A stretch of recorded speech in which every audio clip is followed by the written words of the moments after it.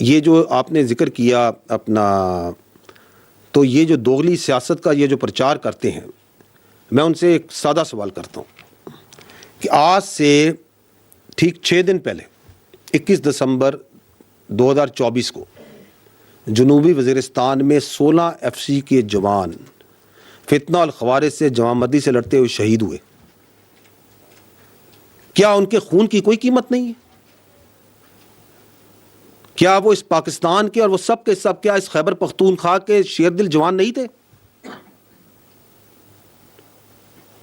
میں یہ سوال کرتا ہوں کہ 2021 میں جب فتنہ الخوارج کی کمر ٹوٹ گئی تھی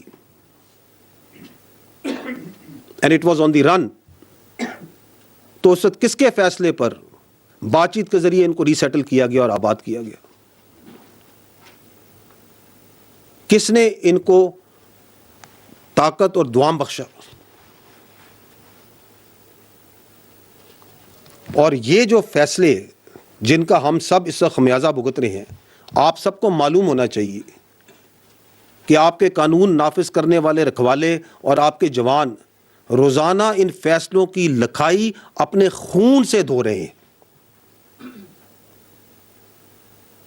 اور میں آپ سے یہ سوال بھی کرتا ہوں کہ اگر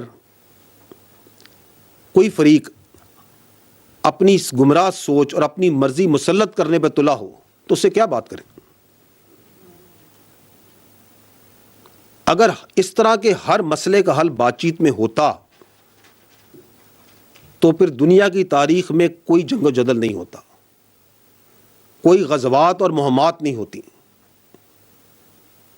ہمیں یہ جاننا چاہیے کہ جو مسلمان ہے اور ہر غیرت مند محب وطن شہری، قربانی دینا اور جان دینا اس کا فخر ہوتا ہے. ہم اپنے ایمان پر، اپنے وطن پر اور اپنی آزادی پر کوئی سمجھوتا نہیں کریں گے. اور یہ جو آپ نے ذکر کیا، یہ جو تلخ حقیقت اور تجربہ جس سے ہم گزرے، اس سے گزرنے کے باوجود بھی اگر کوئی لیڈر اور سیاسی شخصیت یہ کہے تو ایسی شخصیت جو کہ اس صلاحیت سے عاری ہو کہ وہ اپنی غلطی سے کوئی سمجھے اور جو یہ سمجھتا ہو کہ اسے ہر چیز کا مکمل علم ہے، تو ایسے رویوں کی قیمت پوری قوم اپنے خون سے چکاتی ہے اور ہم کر رہے ہیں. یہ جو سو کالڈ پالیسی تھی بات چیت کی اور ری سیٹلمنٹ کی، اس کا خمیازہ آپ اور ہم سب بھگت رہے ہیں. اور یہ جو اب تکرار کی جا رہی ہے، کم از کم یہ بات تو مکمل طور پہ یہ واضح کرتی ہے کہ 2021 میں بھی کس کی ضد تھی کہ ان سے بات چیت کر کے ان کو ری سیٹل کیا جائے. اور اس ضد کا جو قیمت ہے وہ پاکستان اور بالخصوص خیبر پختونخوا ادا کر رہا ہے. ضرورت تو اس امر کی ہے کہ ہم اس حساس، انتہائی اہم، جانوں سے جڑے ہوئے یہ جو مسئلہ ہے کاؤنٹر ٹیررزم کا، اس پہ پالیٹکس اور کنفیوژن اور بیانیے نہ بنائیں اور خیبر پختونخوا میں گڈ گورننس پہ توجہ دیں. میں نے آپ کو پہلے بھی کہا کہ یہ گورننس کے جو گیپس ہیں یہ ڈیلی ہم اپنی قربانیوں سے، اپنے شہداء کے خون سے پورا کر رہے ہیں. تو بجائے اس کے کہ اس میں بیانیے بنائے جائیں، اس پہ سیاست کھیلی جائے، why not focus on good governance, why not address those issues جن کی وجہ سے وہاں پہ احساس محرومی اور ٹیررزم کے لیے فیسیلیٹیشن ہو رہی ہے. کیونکہ وہ ہم نے نہیں کرنا، تو اس لیے اس پہ سیاست کی جائے.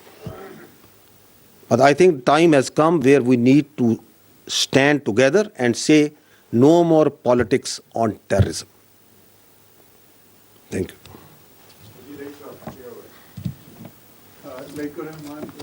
ڈی صاحب، میرا سوال اسپیسیفکلی ہے 9 مئی کے جو فیلڈ جنرل کورٹ مارشلز ہوئے ہیں، ملٹری کورٹس، مختلف آراء، مختلف متضاد جو باتیں ہوتی رہیں ماضی میں کہ ان کے کورٹس میں کیس جانے چاہیے فوجی عدالتوں میں یا نہیں.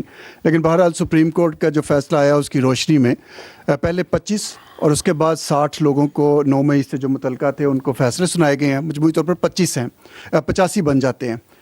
کیا یہ سمجھا جائے, تصور کیا جائے کہ یہ جو 9 مئی کے معاملہ ہے ان سزاؤں کے بعد یہ اپنے منطقی انجام تک پہنچ چکا ہے؟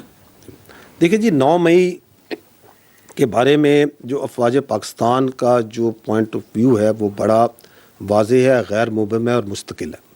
اور وہ یہ ہے کہ 9 مئی افواج پاکستان کا مقدمہ نہیں, یہ عوام پاکستان کا مقدمہ ہے. یہ بات کلیئر ہونی چاہیے ہمیں. اس لیے کیونکہ اگر کوئی جتھا, کوئی مسلح گروہ, کوئی پرتشدد گروہ اس طریقے سے اپنی مرضی اور سوچ اور مسلط کرنا چاہے معاشرے پہ, اور اس طرز عمل کو قانون کے مطابق اور آئین کے مطابق نہ روکا جائے, تو آپ کے ہمارے اس معاشرے کو ہم کس طرف لے کے جائیں گے؟ جہاں تک آپ نے سزاؤں کا ذکر کیا, دیکھیں 2023 میں اعلیٰ عدلیہ کے فیصلے کی روح میں جو عمل تھا ملٹری کورٹس میں جن لوگوں کو ریفر کیا گیا تھا وہ منجمد کر دیا گیا.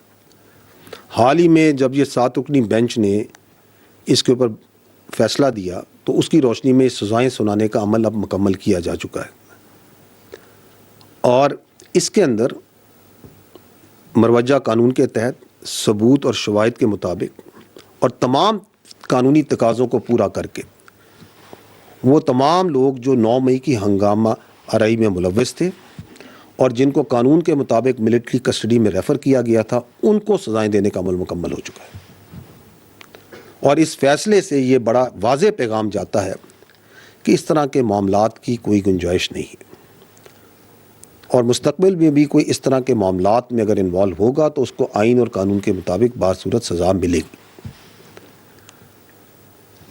جو آپ نے سوال کیا اس کی توسط سے میں یہ پوائنٹ ضرور کہنا چاہوں گا کہ یہ جو 9 مئی اس کے جو سزائیں ہیں اس سے جڑے, ملٹری کورٹ سے جڑے جو سول سپریمیسی اور لیک آف ٹرانسپیرنسی کا بیانیہ بنایا جا رہا ہے, اس کے لیے یہ جاننا ضروری ہے کہ جو پاکستان میں ملٹری کورٹس ہیں یہ آئین اور قوانین کے مطابق دہائیوں سے قائم ہیں اور عمل میں ہیں, اور یہ انصاف کے تمام تقاضوں کو بخوبی پورا کرتے ہیں.